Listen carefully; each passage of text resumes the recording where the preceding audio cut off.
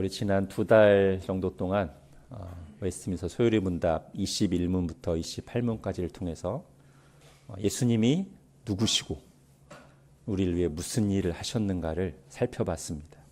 특히 그 중에서도 예수님이 우리의 구속자로서, 즉 우리의 구원자로서 무슨 일을 하셨는가에 집중해서 살펴봤습니다.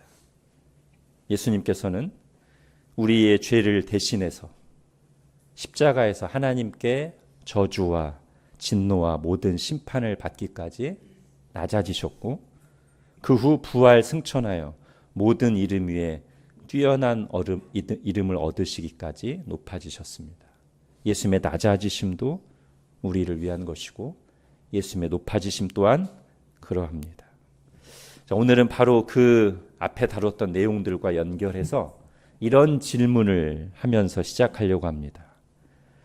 그렇다면 성부 하나님이 아들을 보내셨고 성자 예수님께서 우리를 구원하시기 위해서 십자가에 달려 죽으시고 부활하셨으니 그것으로 구원이 우리에게 실제로 일어나는가 하는 것입니다.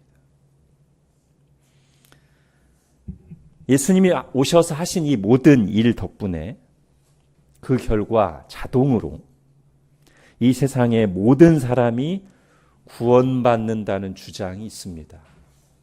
보편 구원론이라고 부릅니다. 이 주장은 분명히 성경에 어긋나는 비성경적인 주장이고 이단적인 사상입니다. 그럴 거면 주님께서 뭐하러 모든 민족에게 가서 복음을 전하라고 하셨겠으며 사도 바울을 비롯한 하나님의 신실한 일꾼들이 그 많은 반대를 무릅쓰며 수고와 목숨까지 아끼지 아니하고 예수 그리스도를 전할 이유가 어디 있겠습니까? 무엇보다도 여전히 하나님과 관계가 깨어진 상태로 하나님을 알지 못하고 등지며 살면서 예수님이 나를 위해서 무슨 일을 하셨는지 알지 못한 채 구원받는 것이 가능하다면 도대체 예수님을 내어주셔서 우리를 구원하신 목적이 뭐란 말입니까? 예수님이 우리를 위해서 그 모든 값을 치르신 가장 중요한 구속의 목적은 하나님과 깨어진 관계를 회복시키시고 우리의 마음을 다시 하나님께 돌리며 원래 우리가 창조된 목적대로 하나님의 영광을 위해 살게 하심이 아니겠습니까? 그런 것들이 하나도 이루어지지 않았는데 예수님이 십자가 달려 죽으시고 부활하셨다는 결과로 자동으로 구원받는다면 도대체 그 구원이라는 게 무엇이겠습니까? 예수님이 우리의 구원을 위해서 말 그대로 모든 것을 다 이루셨습니다. 마지막 십자가에서 죽으실 때 다 이루었다 하셨습니다. 그래서 우리가 할 것은 없습니다. 다만 한 단계가 더 필요한데 그 예수님을 믿어야 됩니다. 예수님이 하신 일을 바르게 알고 믿어야 됩니다. 그럴 때 예수님이 이루신 구원이 우리에게 실제가 됩니다. 하나님이 세상을 이처럼 사랑하사 독생자를 주셨으니 이는 자동으로 모든 사람이 멸망하지 않고 영생을 얻게 하려 하심이 아니라 이는 그를 믿는 자마다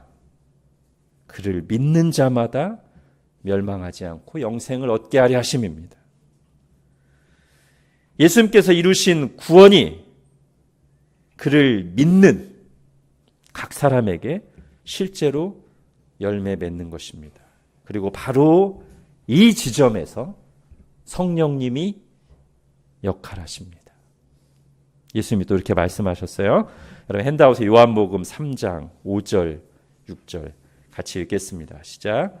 예수께서 대답하시되 진실로 진실로 내게 이르노니 사람이 물과 성령으로 나지 아니하면 하나님의 나라에 들어갈 수 없느니라. 육으로 난 것은 육이요 영으로 난 것은 영이니. 요한복음 16장에 나오는 그를 믿는 자마다 영생을 얻는 일이 실제로 각 사람에게 일어나게 하시는 분은 이 말씀에 말하는 것처럼 우리 영혼을 다시 태어나게 하시는, 거듭나게 하시는 성령님이시라는 말입니다. 성령님이 오셔서 우리 속에서 일하실 때 사람이 예수님을 믿고 구원을 받습니다. 완전히 하나님을 모르는 환경에서 태어나 어릴 때부터 미신과 우상을 섬기며 살던 사람이든, 믿는 가정에서 태어나 어릴 때부터 교회를 출석하고 기독교의 울타리 안에서 살았던 사람이든 간에 한 사람이 예수님을 제대로 믿고 구원받는 일은 어떤 외부적인 요소가 도구로 사용될 수는 있지만 그것으로 가능하게 된 것이 아니라 오직 성령님께서 우리 안에서 일하실 때만 가능하다는 것입니다. 오늘 찬양에서도 부른 것처럼 이는 힘으로 되지 아니하며 능력으로 되지 아니하고 오직 성령님을 통해서만 됩니다. 자, 이때 성령님을 통해 일어나는 이 구원의 적용을 다시 두 가지로 나눠서 좀 더 자세히 생각해 볼 수 있는데요. 첫 번째는 먼저 인식의 문제입니다. 2000년 전에 십자가 달려 돌아가신 그 예수라는 분이 나의 구주 되심을, 그분을 내가 어떻게 알아보고 받아들일 것인가 하는 인식의 문제가 하나 있고요. 또 하나는 그거와 연결되는 것으로서 그래서 그 예수님이 그때 하신 일이 정말로 내게 죄 용서와 구원과 영생을 가져오는 비결이 무엇인가 하는 것입니다. 인식의 문제와 실제 죄 용서와 구원의 문제입니다. 이에 관해서 오늘 요리문답은 이렇게 말하고 있습니다. 여러분 요리문답 중에 두 번째 30문을 보십시오. 제가 지금 말씀드린 그 두 가지 문제에 대한 답으로서 1, 2번을 표시해 놨습니다. 제가 다시 문을 읽고 답을 같이 읽겠습니다. 그리스도의 값주고 사신 구속을 성령께서 우리에게 어떻게 적용하십니까? 성령께서는 우리를 효력 있는 부르심으로 부르셔서 우리 안에 믿음을 일으켜 주시고 그리스도와 연합하게 하심으로 그리스도의 값주고 사신 구속을 우리에게 적용하여 주십니다. 아멘. 자, 하나씩 보겠습니다. 먼저 첫 번째. 자, 아무리 예수님이 우리의 구원자로 오셔서 죄인들을 위해 십자가에 달려 죽으셨다 한들 그 사실을 또는 그렇게 하신 그분을 알아보지 못하고 믿지 않는다면 아무런 유익이 없습니다. 근데 어떻게 알아볼 수 있겠습니까? 예수님이 십자가에 달려 죽으시던 그 현장에 있던 모든 사람들이 그 예수님의 십자가 죽으심의 의미를 몰랐습니다. 예수님을 십자가에 못 박고 비방하던 사람들만 그런 게 아니라 예수님에 대해 호의적인 사람들도 그 점에 있어서는 마찬가지였습니다. 예수님의 제자들도 그랬습니다. 그들은 예수님이 십자가에 달리셨을 때 일이 잘못돼도 크게 잘못되었다고 생각했습니다. 낙심하고 두려움에 빠져서 다 예수님을 버리고 도망쳤고 어떤 제자는 심지어 예수님을 모른다고 강력하게 부인하기까지 했습니다. 그랬던 그들이 나중에 예수님을 전파하는 일에 온전히 헌신하고 심지어 예수님에 대한 신앙을 지키려고 순교를 했단 말이죠. 무엇이 이들을 완전히 다른 사람으로 바꿔놓았습니까? 그 사이에 이들의 이 온전한 확신과 헌신 그리고 도망친 일 그 사이에 무슨 일이 있었습니까? 두 가지 중요한 일이 있었습니다. 첫 번째는 예수님의 부활입니다. 예수님 사건은 십자가 죽음으로 끝나지 않았습니다. 죄와 죽음을 이기시고 사흘 뒤에 부활하셨습니다. 그리고 제자들에게 나타나셨습니다. 그런데 이것만으로는 충분하지 않다는 것이 여러 예들을 통해서 드러납니다. 그 중에 하나는 예수님이 처음 나타나셨음에도 불구하고 부활하신 예수님을 봤음에도 불구하고 제자들은 여전히 낙심해서 벗어나지 못한 채 옛일로 돌아가죠. 물고기 잡으러 돌아갑니다. 또 하나의 예는 예수님이 부활하실 때 그 무덤을 지키고 있던 경비병들 또한 예수님의 부활을 목격했습니다. 그러나 그들은 예수님을 믿고 증인이 되지는 않았습니다. 부활을 목격했지만 부활의 증인이 되지는 않았습니다. 오히려 그 사실을 왜곡시키는 거짓말 증인들이 됐죠. 하나가 더 반드시 필요하다는 거죠. 제자들이 이렇게 십자가의 의미를 바르게 깨닫고 변화되고 예수님을 위해 살기 위해서는 예수님의 부활 사건에 대해서 하나가 더 결정적으로 있어야 된다는 거예요. 그게 뭡니까? 성령님이 그들에게 오시는 것입니다. 예수님은 십자가 사건을 전후로 제자들에게 성령님이 오셔서 하실 일에 대해서 이렇게 말씀해 주셨습니다. 먼저 요한복음 14장을 보십시오. 같이 읽겠습니다. 시작. 그는 진리의 영이라 세상은 능히 그를 받지 못하나니 이는 그를 보지도 못하고 알지도 못함이라. 그러나 너희는 그를 아나니 그는 너희와 함께 거하시며 또 너희 속에 계시겠음이라. 보혜사 곧 아버지께서 내 이름으로 보내실 성령 그가 너희에게 모든 것을 가르치고 내가 너희에게 말한 모든 것을 생각나게 하리라. 아멘. 먼저 성령이 오셔서 이 일을 하십니다. 우리 안에 거하시면서 주님의 말씀을 가르쳐 주시고 생각나게 하신다. 육성으로 가르쳐 주신다는 게 아니고요.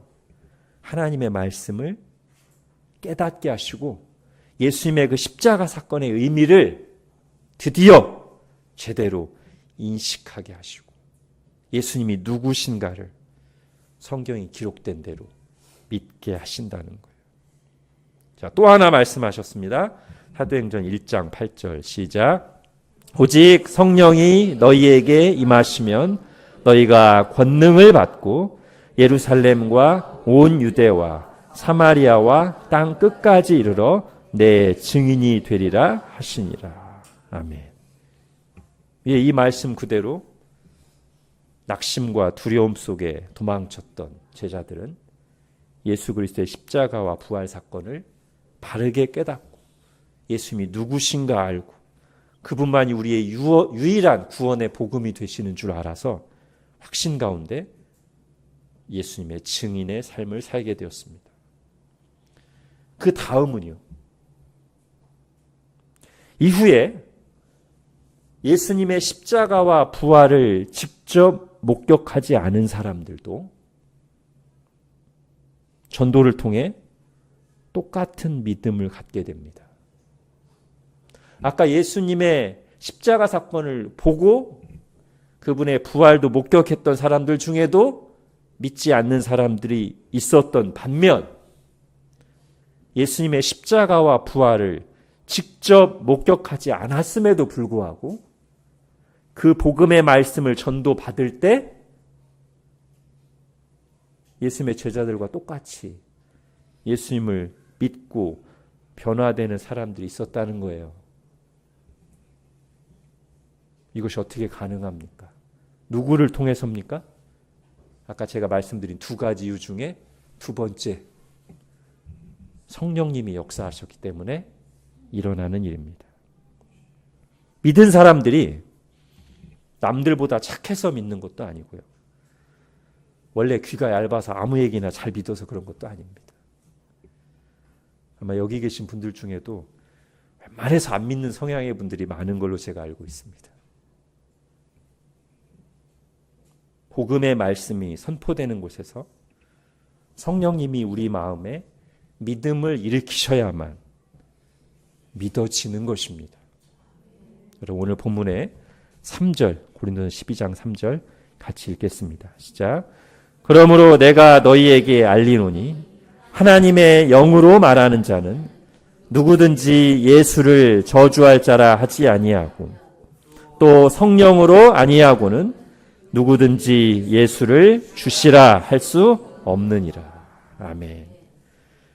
그러니 지금 내가 믿는 것, 믿어지는 것을 가볍게 여기면 안 됩니다. 신비한 일이고 은혜입니다. 내가 원할 때 믿을 수 있고 내가 원치 않으면 언제든지 믿음을 버릴 수 있는 것처럼 생각한다면 교만이고요. 아주 틀린 생각입니다. 분명히 내 속에서 일어나는 일이고 분명히 내가 내 마음으로 믿고 내 입으로 고백하는 것이지만 내 계획과 내 생각대로 되는 게 아니란 말이에요. 무슨 메뉴를 고르듯이 고객 같은 때도로 스스로 선택할 수 있는 게 아니란 말입니다.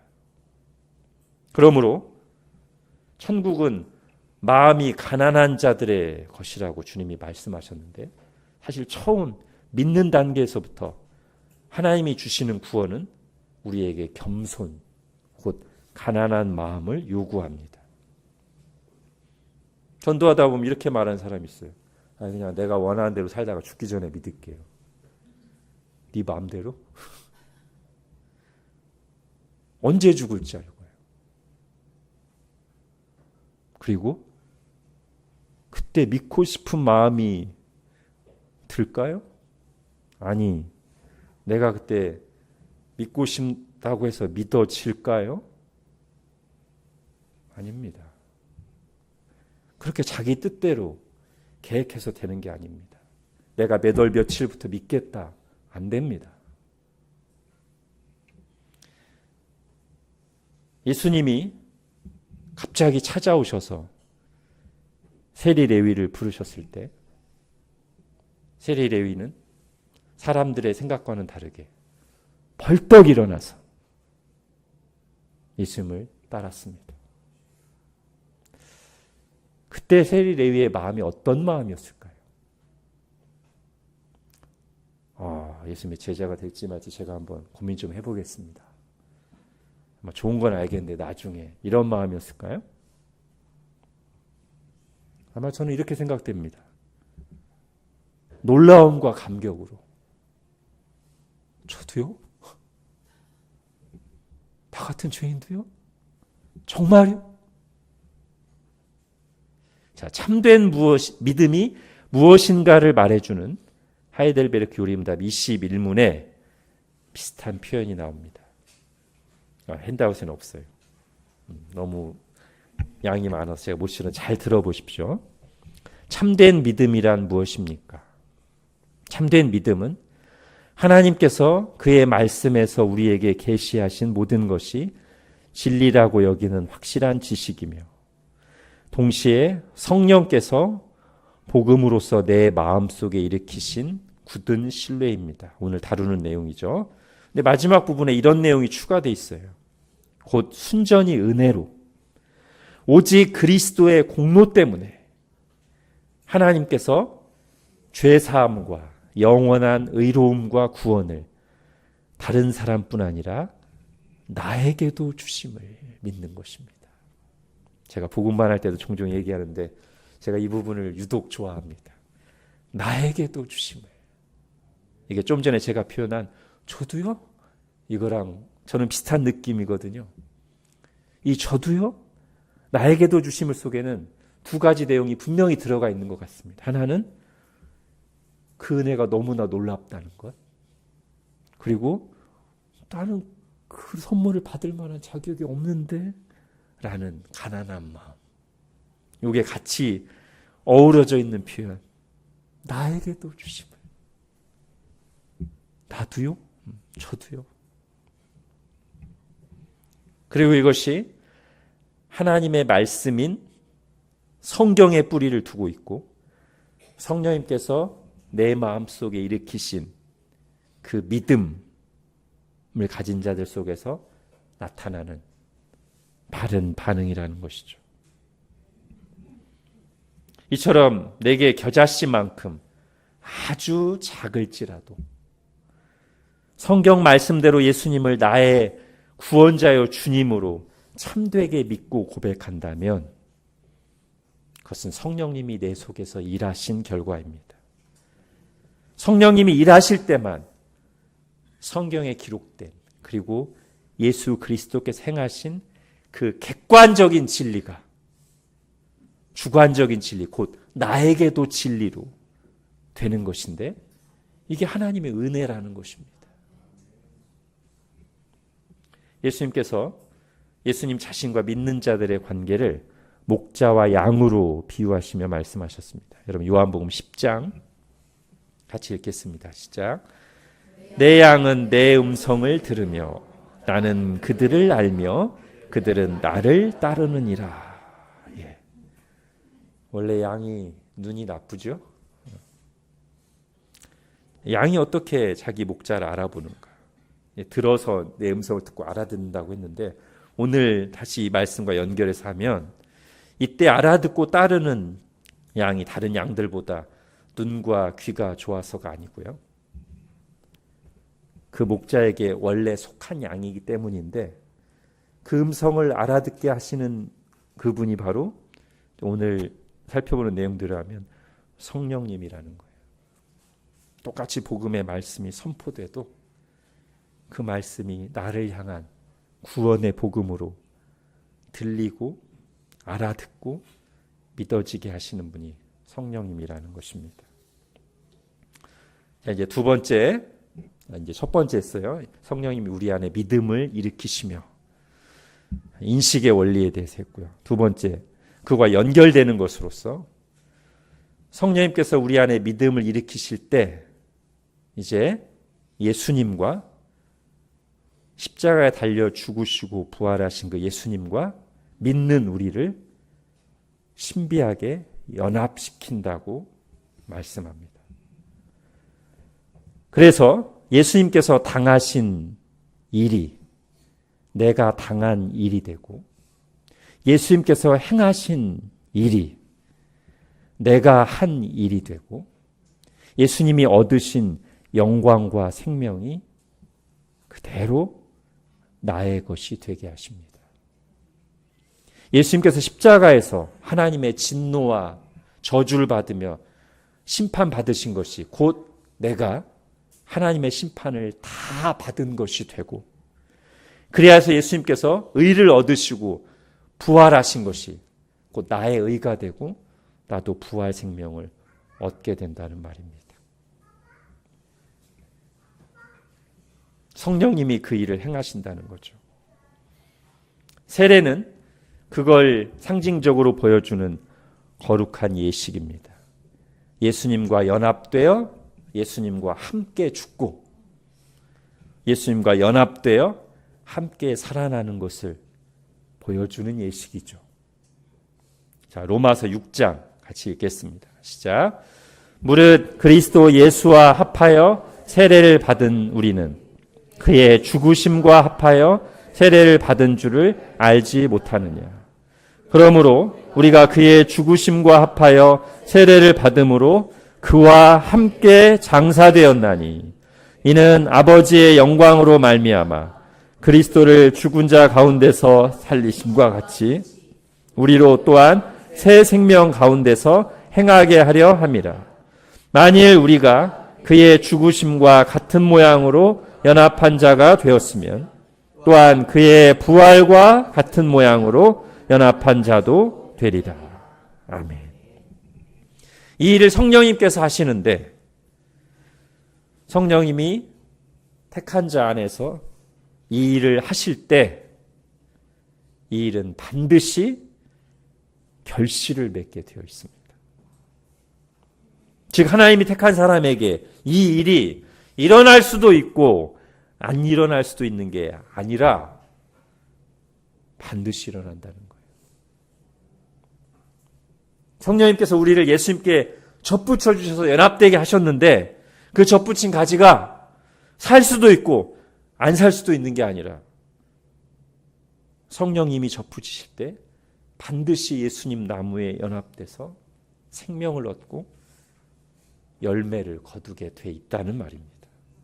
오늘 요리문답에 나오는 효력 있게 적용하여 주심, 효력 있는 부르심이 의미하는 바가 바로 그것입니다. 반드시 결실을 맺는다는 뜻에서 효력 있는이라는 말을 썼어요.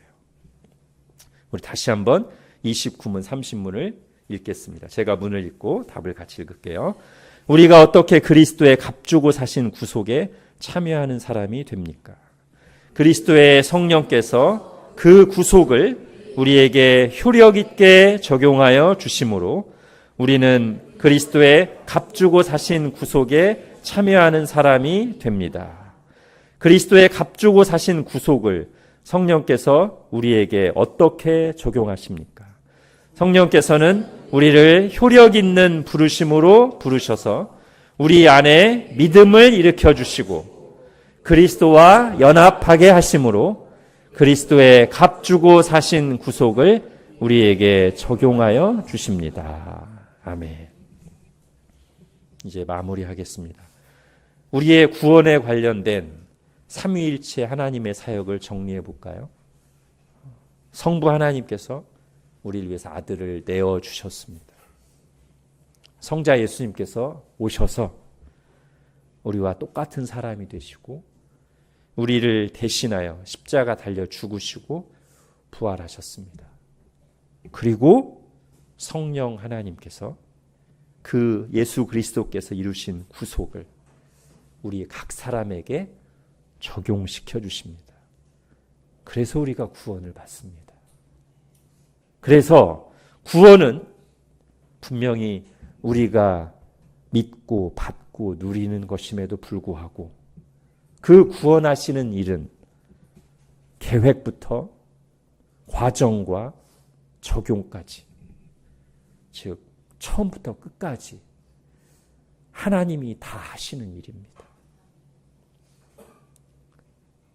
그래서 확실하고 은혜라고 부르는 것입니다.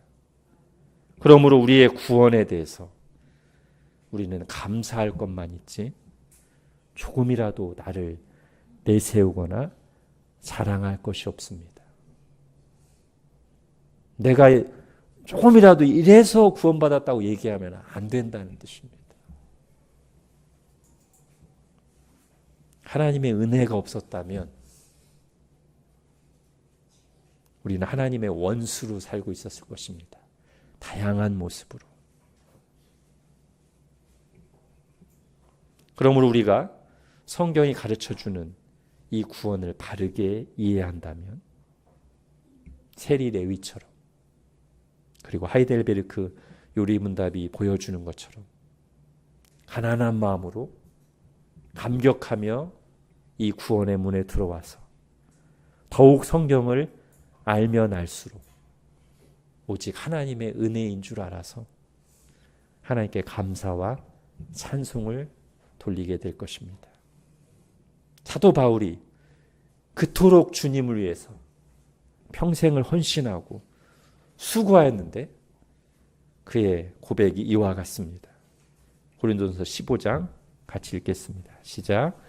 그러나 내가 나 된 것은 하나님의 은혜로 된 것이니 내게 주신 그의 은혜가 헛되지 아니하여 내가 모든 사도보다 더 많이 수고하였으나 내가 한 것이 아니요 오직 나와 함께 하신 하나님의 은혜로라.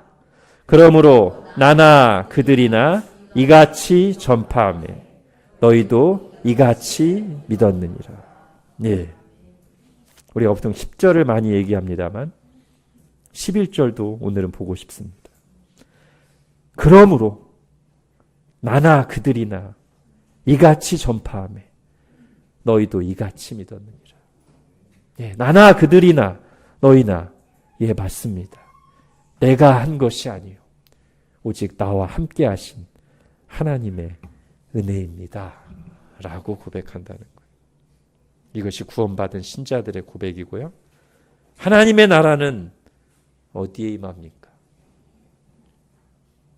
심령이 가난한 자는 복이 있나니 천국이 그들의 것이며. 바로 그렇게 고백하는 우리 각 사람의 가난한 마음에 하나님의 나라가 임하고, 또 그렇게 고백하는 마음이 가난한 사람들, 곧 교회, 교제 속에서 하나님의 나라가 드러나고 경험됩니다. 기도하겠습니다. 하나님, 오늘 다시 한번 우리가 받고 누리는 구원이 조금도 우리에게서 시작되거나 우리의 능력으로 된 것이 아니라 처음부터 끝까지 하나님의 은혜로 된 것임을 다시 한번 들었습니다. 성령님께서 우리의 죽어있는 마음을 살리시고 비추셔서 예수님이 하나님의 아들이요 나의 구주 되심을 알아보게 해주지 않으셨다면, 그리고 성령님께서 그 은혜로 예수 그리스도와 우리를 연합시켜 주지 않으셨다면 우리는 여전히 죄 가운데 살며 내가 하나님보다도 똑똑한 줄 알고 교만하게 하나님의 원수로 살았을 터인데, 성령님께서 우리를 찾아오시고 비춰주시고 믿음을 일으켜주시고 그리스도와 연합하게 하심으로 예수 그리스도께서 이루신 그 구속을 우리에게 적용시켜 주시니 감사합니다. 하나님, 우리의 신앙의 연륜이 깊어질수록 바울처럼 고백하게 해주십시오. 자꾸만 우리의 자랑거리와 내가 수고했던 것들을 때처럼 누룩처럼 우리 영혼에 남겨두어서 냄새나지 않게 해주시고 오직 예수 그리스도의 은혜만 자랑하는 저희들 되게 하여 주옵소서. 우리의 성도의 교제 속에 그런 예수님만 높이고 은혜만을 자랑하는 교제가 풍성하게 하여 주옵소서. 예수님의 이름으로 기도합니다. 아멘.